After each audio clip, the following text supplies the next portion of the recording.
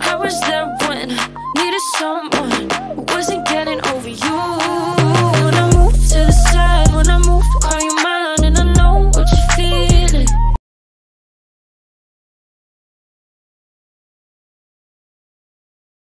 Izinkan kita untuk ketemu kembali, bisa sama-sama kita belajar firman Tuhan. Saya percaya bahwa Tuhan bawa kita lebih tinggi lagi. Saya percaya bahwa pertumbuhan yang Tuhan berikan pasti ada. Tidak ada yang tidak bertumbuh. Ada yang baik dia pasti bertumbuh, dan yang buruk dia akan juga bertumbuh. Tergantung di mana kita nabur. Amin. Setiap taburan-taburan kita pasti akan kita menuai. Malam ini saya akan lebih banyak berbicara tentang prinsip dari kepemilikan, dan bukan owner atau pemilik, begitu. Atau bahasa Inggrisnya bilang steward, gitu. Sialah.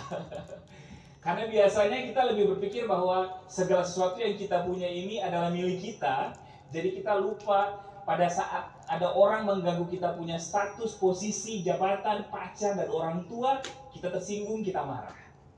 Karena kita pikir bahwa semua yang kita miliki saat ini adalah milik kita, padahal bukan. Begitu.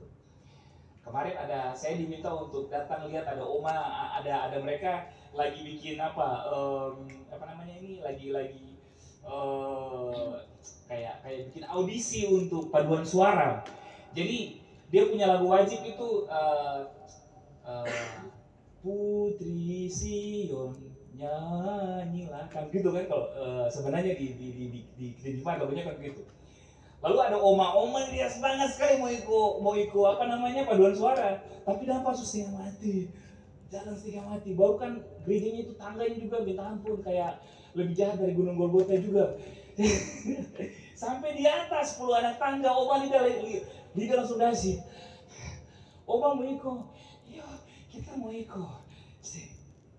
Sampai sana, oma silakan menyanyi. Oma nafas basi satu-satu. Putri Sion nyanyilah. Jadi bukan nyanyilah, yang penting masuk katanya. Tapi oma dipilih juga katanya itu untuk suara tiga, kemudian dia masih bagus lah suaranya. Biasa kan oma-oma tuh suaranya masih bagus lah, begitu biasa sempat jadi dirjen. And then ya dia terpilih. Tapi singkat cerita bahwa dia punya semangat, dan akhirnya dia jadi peserta juga. Kita buka di Matius pasal yang ke-6 ayat yang ke-28 hingga ayat yang ke-34. Nanti jadi dasar untuk kita bicara malam ini. Sudah dapat? Kurang lebih 10 menit saya akan bahas ini. Oke, sudah dapat Matius pasal 6 ayat yang ke-28 hingga ayatnya yang ke-34. Saya akan baca ayat yang ke-28, nanti Bapak Ibu baca ayat yang selanjutnya. Kalau sudah dapat bisa berdiri kalau kita baca secara bersama-sama. Matius pasal yang ke-6 ayat yang ke-28 sampai ayat yang ke-34. Sudah dapat? Matius masih di perjanjian lama. Oke, kita baca 1, 2, 3. Dan mengapa kamu khawatir akan pakaian? Perhatikanlah bunga bakung di ladang yang tumbuh tanpa bekerja dan tanpa memintal. Ayat 9, Bapak Ibu.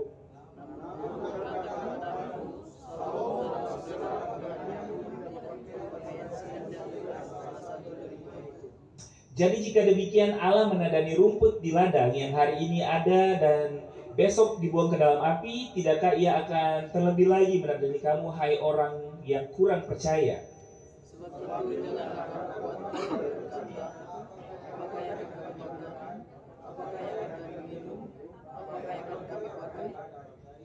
Semua itu dicari bangsa-bangsa yang tidak mengenal Allah. Akan tetapi Bapamu yang di sorga tahu bahwa kamu memerlukan semuanya itu.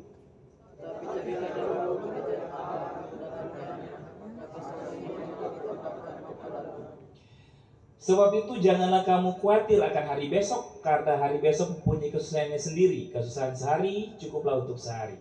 Demikian firman Tuhan, disilakan dulu kembali. Oke, so firman Tuhan tadi banyak berkata bahwa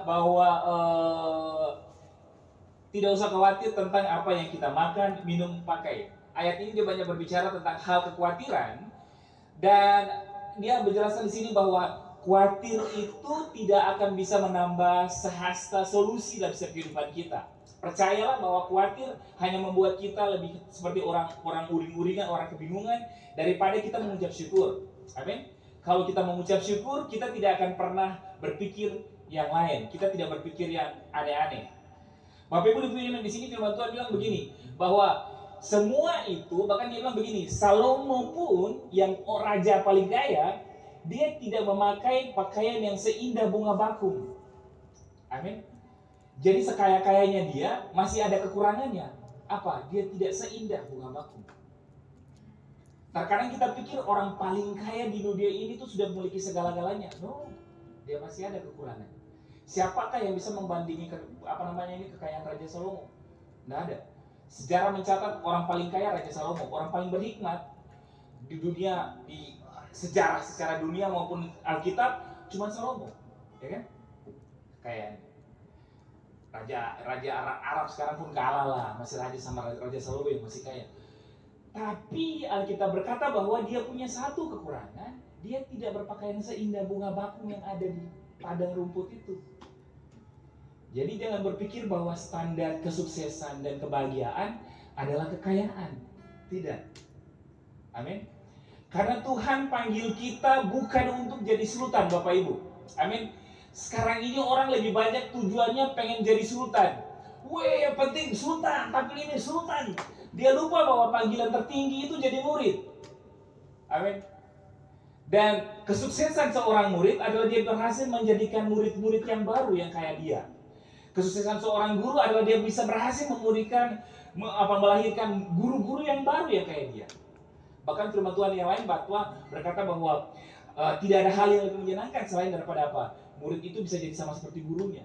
Yesus berkata tuh. So dia bilang di sini begini, jangan kamu khawatir dengan semuanya itu. Bahkan ayat sini dia bilang begini. Ayat yang ke-32. Dia bilang janganlah kamu khawatir tentang makan, minum, pakai. Dia tekankan di situ. Ayat 32. Semua itu dicari oleh orang-orang yang tidak mengenal Allah, atau dengan kata lain berarti itu semua yang Tuhan khawatirkan selama itu dicari oleh orang-orang kafir. Pertanyaannya, apakah Tuhan kenal Tuhan punya Tuhan atau tidak? Dan dia bilang, Bapamu tahu, bukan tidak tahu. Tuhan itu bukan sekedar omnipresent, Bapak Ibu, atau maha hadir. Dia maha tahu. Bukan cuma sekedar mahasiswa yang bukan bikin aksi. Yesus maha tahu. Dan juga dia maha hadir.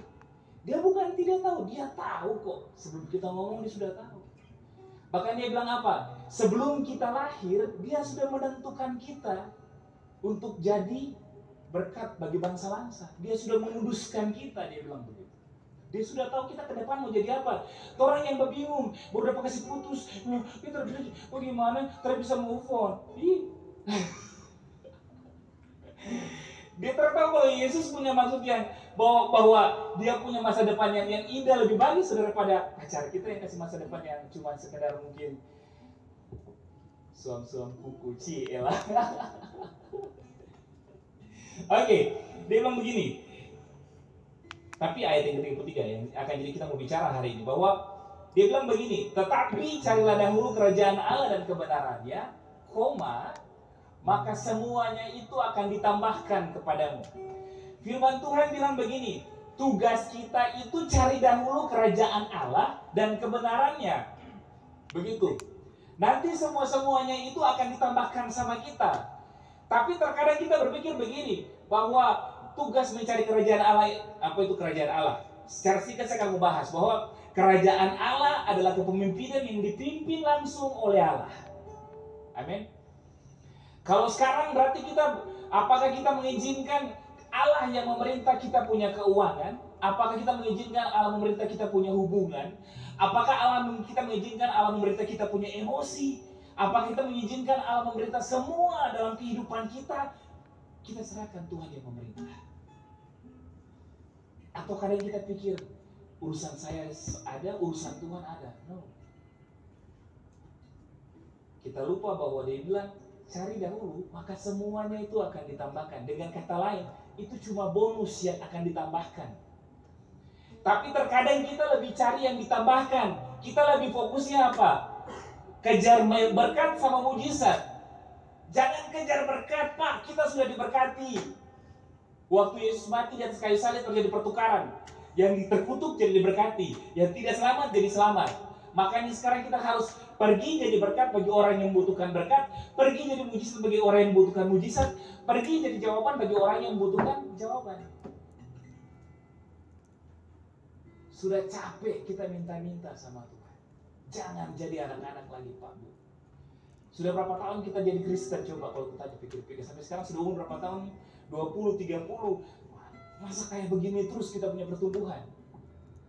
Harus ada pertanyaan kita. Kalau tidak ada perubahan, saya bilang lah di jemaat saya, terus saya mengembalakan di GBI, saya bilang begini, Bapak Ibu kalau datang di sini jadi jemaat, kalau Bapak Ibu tidak ada pertumbuhan 6 sampai 8 bulan ke depan, cari gereja lain. Kenapa, Pak? Saya bilang bahwa orang yang melayani Tuhan belum tentu mereka cinta Tuhan. Tetapi orang yang cinta Tuhan, gak mungkin mereka gak pelayanan. Gak mungkin. Jadi harus betul-betul mereka beli diri. Saya bilang kalau gak ada perubahan Bapak Ibu, cari tempat lain. Tapi mereka masih bertahan terus, tambah banyak lagi. Tambah banyak. Kami lagi bangun gereja baru, lah promosi. Ada bantu dari sini juga. Anyway, kita kekristenannya lebih berpikir makan gula-gula daripada minum pil pahit. Amin. Kita lebih berpikir bahwa, oh saya mau yang enak-enak saja. Kita lupa bahwa kalau orang yang terbiasa makan gula-gula, dia tidak akan pernah bisa terlatih, bisa tidak dewasa. Dan orang yang hanya anak-anak tidak akan pernah bisa lewati proses-proses yang Tuhan berikan. Tapi orang yang terbiasa minum pil pahit, dia akan menjadi dewasa, dia jadi berhikmat. Bahkan sampai diperhadapkan dalam bahaya sekalipun, apakah pertanyaannya kita masih berespon dengan benar atau tidak? Oke lah, kita lihat kadang ada mujizat, ada kesembuhan, Tuhan jawab doa seketika, terjadi segala sesuatu yang kita dosa itu dan terjadi saat itu, puji Tuhan untuk itu. Tapi kita harus buka mata kita harus bisa melihat dari sisi yang lain bahwa ikut Tuhan itu tidak mudah, Bapak Ibu. Yesus bilang apa? Kamu mau ikut saya, sangkal diri, pikul salib, bicara apa? Penderitaan. Paling enak itu mati bagi Tuhan, tapi paling susah hidup bagi Tuhan. Mati bagi Tuhan, percaya Yesus, dapat tembak, mati masuk langsung martir kan, langsung tiket masuk ke Firdaus. Tapi hidup bagi Tuhan, Bapak Ibu, sangkal diri. Ini orang tuh hari itu biasanya pemarah, tiba-tiba mesti kasih maaf orang yang tiap hari dia bikin pasti. Kalau dia terada tuh kayak, jadi dunia bisa nyaman kalau dia tidak ada begitu. Biasa ketemu orang kayak gitu kan, orang suka bikin masalah. Penderitaan kita pasti harus bikin dua-dua. Jadi kekristenan yang benar itu harus seimbang. Allah kita Allah yang seimbang. Bukan hanya dia berikan hal yang manis-manis, tapi kita juga harus berani minum pil pahit. Pegang dua-dua. Paling terakhir mengenai apa yang ditambahkan. Kalau kita sudah tahu misalnya semua itu akan ditambahkan, kita fokusnya mencari kerajaan Allah dan kebenaran. Dan firman Tuhan bilang begini, ketika ditambahkan pun itu bukan milik kita, itu milik kerajaan sorga. Karena di Mazmur berkata bahwa segala sesuatu yang ada di bawah kolong langit ini milik kerajaan Allah, bukan milik manusia. Jadi yang selama ini kita berpikir bahwa itu kita punya, status, jabatan, harta, semua yang kita punya, kita pikir kita punya, itu bukan kita punya. Makanya firman Tuhan bilang apa? Dikasih talenta ada 5, 2, dan 1. Kalau kamu dikasih 5, kerjakan, maka akan dipercayakan lagi 5 talenta yang berikut. Dikasih 2, kerjakan. Kalaupun dikasih 1, fokus kerjakan sama yang 1 ini. Pak, mungkin orang bilang begini, cuma 1 bisa apa? Bapak Ibu, roti dan ikan di tangan seorang anak kecil tidak ada apa-apa dibandingkan, mana bisa kasih makan 5.000 orang. Tetapi ketika dia bermitra dengan Tuhan, dia kasih makan 5.000 orang. Tongkat di tangan Musa cuma tongkat biasa yang bisa dijadikan kayu bakar. Tapi ketika dia bermitra sama Tuhan, dia bisa membelah lautan. Amin. Apalagi ada banyak hal yang ketika kita bermitra dengan Tuhan, Tuhan kasih perkara-perkara besar buat kita. Amin. Jadi meskipun Bapak Ibu mungkin cuma jualan pisang goreng kah, jualan air goraka kah, yang dari Makassar atau Saraba begitu, cila. Anda punya pisang goreng itu akan karismatik kalau Anda bermitra dengan Tuhan. Amin. Karena Tuhan yang berperkara di situ. Begitu. Makanya jangan pernah lihat orang punya usaha mulai maju, mulai kok dia punya ini, dia punya ini. Karena orang lupa bahwa masing-masing orang sudah disediakan segala suatu talenta, 5, 2, dan 1. Jadi kalaupun 1 kerjakan, serius kerja. Dan kalaupun Tuhan bilang begini, ketika kita dipercayakan 1, Tuhan akan melipat gandakan. Lipat gandakan pun itu bukan punya kita, Bapak Ibu, punya kerajaan surga. Ketika kita tahu ini, kita tidak akan jadi orang yang suka greedy, rakus gitu. Lihat orang punya usaha baru buka, langsung bilang, ih masa dia dapat uang dari mana? Dia beli motor baru, dia ambil uang dari mana? Dia beli mobil baru, dia itu pencuri dari mana? Orang kayak tidak bisa terima bahwa orang itu diberkati sama Tuhan. Begitu. Kadang orang begitu kan, pas dia lihat kayak gitu, dia mulai. Saya mau bilang begini, jangan pernah memperlakukan seseorang dari secara tidak manusiawi dengan melihat semua keadaan dia sekarang. No, karena kita tidak tahu 5, 10, 15 tahun sampai 20 tahun ke depan dia jadi apa. Kalau tiba-tiba dia jadi presiden, tahu cerita si Nelson Mandela? Wah, tiap hari dapat dapat siksa dari dia punya petugas itu, sipir. Satu hari Nelson Mandela, waktunya Tuhan dia jadi presiden. Panggil orang yang selama 20 tahun itu siksa-siksa saya. Dia gemetar sekali. Dia datang, dia pikir mau dibunuh. Pikir mau presiden, dia bisa bilang apa saja. Lenyap dengan ada tertulis ataupun lenyap dengan tidak ada nama kan. Tapi dia bilang apa? I forgive you. Dia kaget, gila. Dia tanya, why? Dia bilang, because Jesus already forgive me. Karena Yesus telah mengampuni aku, so aku harus mengampuni kamu. Bapak Ibu harus siap. Pengampunan harus jadi gaya hidup. Agama lain mengajarkan kalau cari Tuhan pakai ini, dapat ini, dong kasih ini. Cuman kekristenan yang mengajarkan kalau salah, ada saudaramu bersalah 1 kali, mengampuni dia berapa kali? 70 kali 7 kali.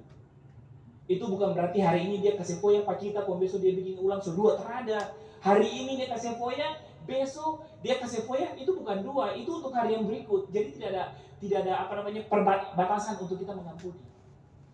Gaya hidup pengampunan itu harus kita pegang. Jangan pernah kasih kondisi sama Tuhan. Saya paling suka Daniel.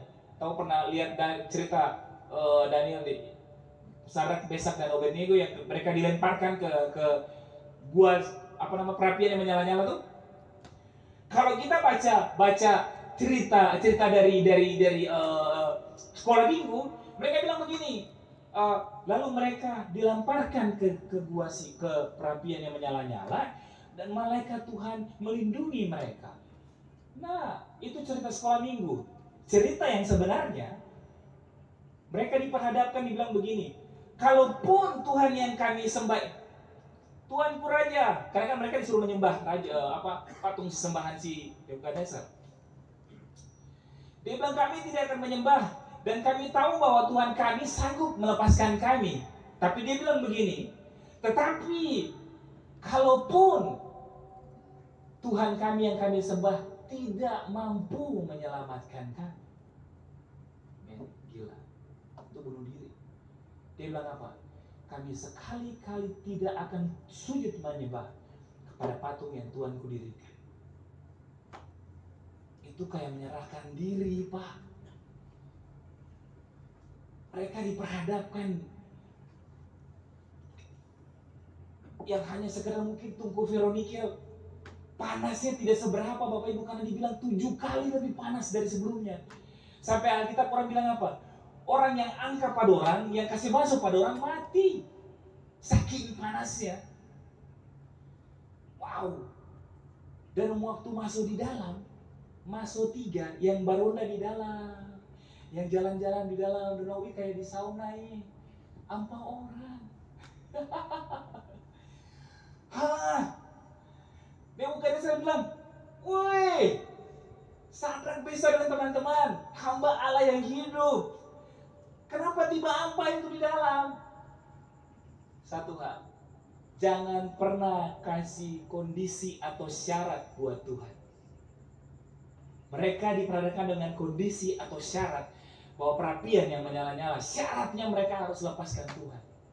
Tuhan cari bukan orang ganteng. Tuhan bukan cari orang yang plus simpanannya banyak. Saldo simpanan, istri simpanan, suami simpanan. Simpanannya banyak. Tuhan gak cari itu di Alkitab. Tuhan cari siapa yang setia. Bahkan ini sudah akhir zaman Bapak Ibu. Dia bilang begini, waktu dia datang nanti, akankah saya dapati ada orang-orang yang masih setia? Enggak, itu aja. Begitu. Paling tutup dengan kata terakhir bahwa begini, ketika kita mengerti bahwa kita ini bukan pemilik, kita hanya owner, kita hanya steward, pengelola, kita bukan pemilik. Harus kita rubah, kita punya konsep. Jadi semua status, jabatan, harta, apapun yang kita pikir kita punya sekarang, mau pekerjaan segala macam sesuatu, itu milik kerajaan surga, bukan milik kita. Kita cuma dipercayakan talenta itu. Lalu tugas ini dari kapan? Dong bilang katanya tugas ini baru. Enggak, itu waktu manusia Adam pertama kali dikasih tempatkan di dalam Taman Eden. Dia bilang apa? Dia tempatkan, dia ciptakan semua, lalu dia bilang begini, tempatkan ada manusia ke Taman Eden, lalu dia bilang begini, tugasnya mengusahakan tanah itu. Atau apa? Mengelola taman itu. Mengelola itu tugas, bukan kutukan. Yang lain mengajarkan itu kutukan, no, itu tugas.